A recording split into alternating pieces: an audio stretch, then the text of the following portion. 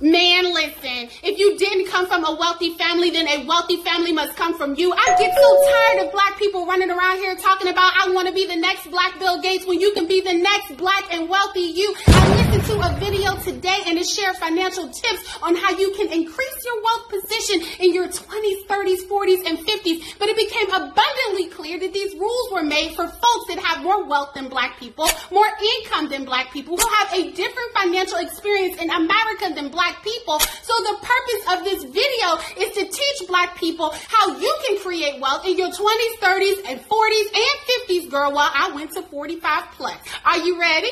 One is for individuals between the ages of 20 to 35, but a lot of this advice is going to be geared to those folks in their early 20s. If you have student loan debt, that means as a black person, it's on average amounting to $34,000. I need you to start a nonprofit organization, a 501c3 organization, list yourself as an officer, and qualify yourself for federal student loan forgiveness. This only works for individuals who have a federal loan that qualifies for student loan forgiveness. So make sure that you check that. Also, I want you to put together a repayment plan that has you paying off your student loan debt by age 35. So whether you have to buckle down on savings, whether you have to get another side hustle or a side business and pay 2 to 3 times above your monthly payment, don't bet on student loan forgiveness because laws change from year to year, but you need to set a goal of paying it off by 35. Next, let's talk about investing and saving. I need every black person to have a checking and a savings account. Currently, 25% of black people do not have a checking or a savings account. And I need you to get disciplined about using your debit card to pay for purchases that you can afford. Second, you need to open an individual retirement account, or you need to start saving for your retirement account through your 401k, through your 403b, through your thrift savings plan. If you are in your 20s, it's okay to contribute at least $50 a month. It might not seem like a lot, but since you are younger, this money will add up over time. If you can afford to do more, definitely do that. And ask your employer if they match.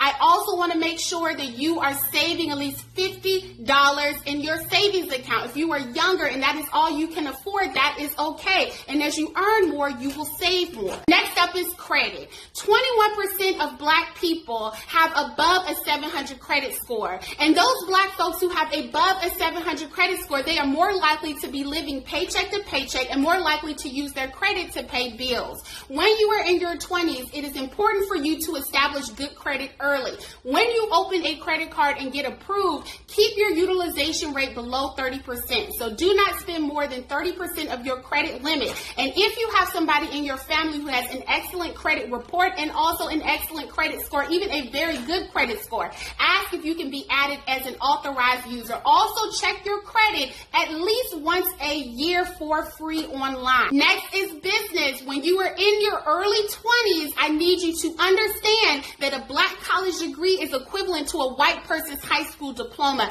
So what that means is that though you may go to work the same as your white counterpart, you are highly likely to be getting paid a separate but unequal income. So if you do not earn at least another stream of income, you are setting yourself up for a lifetime of lost pay. So I need you to figure out a way in your early 20s to sell your skills outside of your 9 to 5, outside of your hourly job, and earn at least $250 extra a month at least. Next, age 35 to 45, I need you to set a goal of earning a 700 credit score. That means you're going to have to get serious about writing credit dispute letters, learning how to do balance transfers wisely. You need to keep your credit utilization rate below 20% and do not use your credit card to buy liabilities. Next is saving. I need you to save at least 12 paychecks in your savings account. We know that black people are the last hired and the first fired. So your cushion in the event you decide to quit your job or your job decides to quit you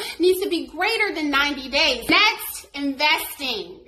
7% of black people have a retirement account compared to 40% of white people. This leads to the black tax, which means that when black people get older and stop working, they rely on younger people to take care of them versus relying on their retirement to take care of them. We are breaking generational patterns of poverty. So number one, at this age, if not earlier, I need you to open a retirement account if you have not done that in your 20s. At the age of 30, if you contribute $500 a month until the age of 55, you will have $456,000. And if your employer matches your retirement contributions, you will have $915,000 by the age of 55, assuming an 8% return. Also at this age, you need to get serious about opening at least 3 brokerage accounts and buying investments if you can afford it, meaning that you do not have high debt with high interest rates. Next, start an LLC with your friends.